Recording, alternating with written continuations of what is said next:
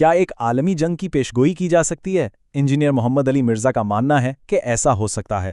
تو چلیں ذرا گہرائی میں اترتے ہیں اور سمجھتے ہیں ان کے 2026 کے ایران اسرائیل تنازع کے تجزیے کو اور اس کے پیچھے چھپے ان کے دلچسپ عالمی نظریے کو۔ کہانی کی شروعات سیاست یا میزائلوں سے نہیں ہوتی، نہیں، بلکہ تل ابیب کے آسمان پر منڈلاتے کووں کے ایک بہت بڑے جھنڈ سے ہوتی ہے۔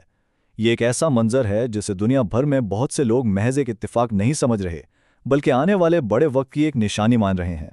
تو منظر کچھ یوں ہے، تاریخ ہے 29 مارچ 2026۔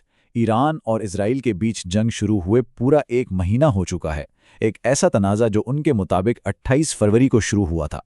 لیکن سوال یہ ہے کہ اس بڑے جیو پولیٹیکل بساط پر کون سا مہرہ کیا چال چل رہا ہے؟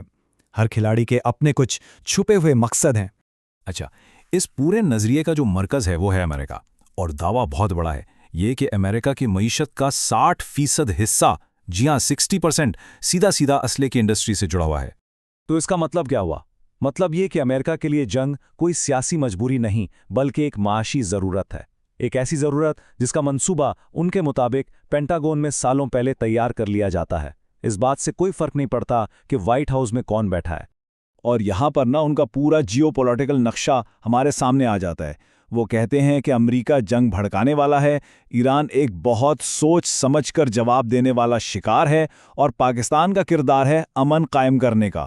وہیں دوسری طرف انڈیا پر منافقت کا الزام ہے، اور سعودی عرب کے بارے میں کہا جا رہا ہے کہ اب اسے سمجھ آ رہی ہے کہ امریکہ پر بھروسہ نہیں کیا جا سکتا۔ دیکھیں، جنگ صرف میدان جنگ میں نہیں ہوتی، ایک اور بہت بڑی جنگ لڑی جا رہی ہے، اور وہ ہے سچائی کی جنگ۔ یہ جنگ سوشل میڈیا پر لڑی جاتی ہے، جہاں بیانیہ یعنی کہ نیریٹو سب سے بڑا ہتھیار ہے۔ اور اس آن لائن جنگ میں وہ بہت صاف دو الگ الگ کیمپ بنا دیتے ہیں۔ ایک طرف ہے انڈین یوٹیوبرز جن کو وہ مظلوموں کے ساتھ کھڑے ہونے پر سلیوٹ پیش کرتے ہیں، اور دوسری طرف پاکستانی یوٹیوبرز ہیں جن کے لیے وہ حرام خور جیسے سخت الفاظ استعمال کرتے ہوئے ان کی شدید مذمت کرتے ہیں۔ اور ان کے مطابق اس آن لائن جنگ کا اثر کوئی معمولی نہیں ہے، اثر اتنا گہرا ہے کہ بقول ان کے خود ٹرمپ کو یہ ماننا پڑا کہ سوشل میڈیا پر تو لگتا ہے کہ امریکہ جنگ ہار رہا ہے۔ یہ بات دکھاتی ہے کہ عام لوگوں کی آواز بھی عالمی بیانیے کو کس طرح سے بدل سکتی ہے۔ یہ ساری باتیں یعنی جنگ، سیاست، سوشل میڈیا، یہ سب ہمیں ان کے ورلڈ ویو کے بالکل مرکز میں لے آتی ہیں، اور وہ مرکز کیا ہے؟ ایمان، سائنس اور طاقت کے بیچ کا تعلق۔ یہاں وہ جدید جنگ کی حقیقتوں کو اپنے بنیادی مذہبی اصولوں سے جوڑتے ہیں۔ یہاں وہ ایک بہت ہی چھپتا ہوا سوال اٹھاتے ہیں کہ اس پورے بحران میں، اس جنگ میں، وہ روحانی شخصیات، وہ بابے، وہ معجزے کہاں ہیں؟ اور ان کا جواب بالکل صاف ہے کہ جب حقیقی دنیا میں بحران آتا ہے تو صرف دعاؤں پر بھروسہ کرنا کافی نہیں ہوتا۔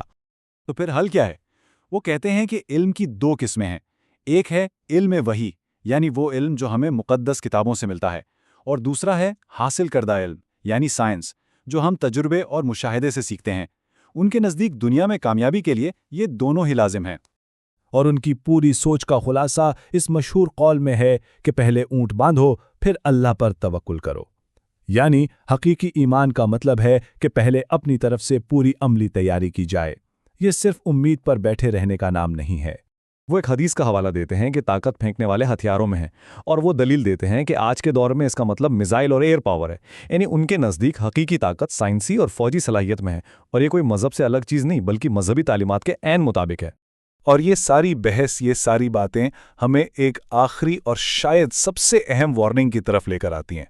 ان کے مطابق آج کا جو میڈیا کا ماحول ہے، یہ جو سیاسی تقسیم ہے، یہ سب ایک بہت پرانی پیشن گوئی کی طرف اشارہ ہے، دھوکے اور دجال کے بارے میں۔ یہاں وہ ایک بہت ہی چونکا دینے والا نقطہ اٹھاتے ہیں۔ وہ کہتے ہیں کہ جس طرح آج لوگ کچھ یوٹیوبرز پر آنکھیں بند کر کے یقین کر لیتے ہیں، بالکل اسی طرح وہ مانتے ہیں کہ آخری زمانے میں لوگ دجال کے پیچھے چل پڑیں گے، یعنی اندھی تقلید کا ایک ہی پیٹرن ہے۔ اور ان کی تھیوری بڑی دلچسپ ہے۔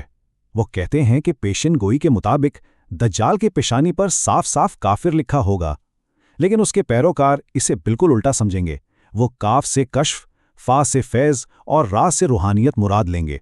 یہ بات دکھاتی ہے کہ جب کوئی جھوٹ پر یقین کرنے کو تیار ہو تو وہ ایک واضح وارننگ کو بھی کیسے مثبت پیغام میں بدل سکتا ہے۔ تو یہ سب ہمیں ایک آخری سوال پر چھوڑ جاتا ہے، अगर एक पुरानी पेशीन गोई के मुताबिक लोग एक झूठे लीडर के पीछे लग सकते हैं, तो ये आज के दौर में, जहां हर तरफ मिस इन्फॉर्मेशन है, हमारी अपनी कमजोरी के बारे में क्या बताता है?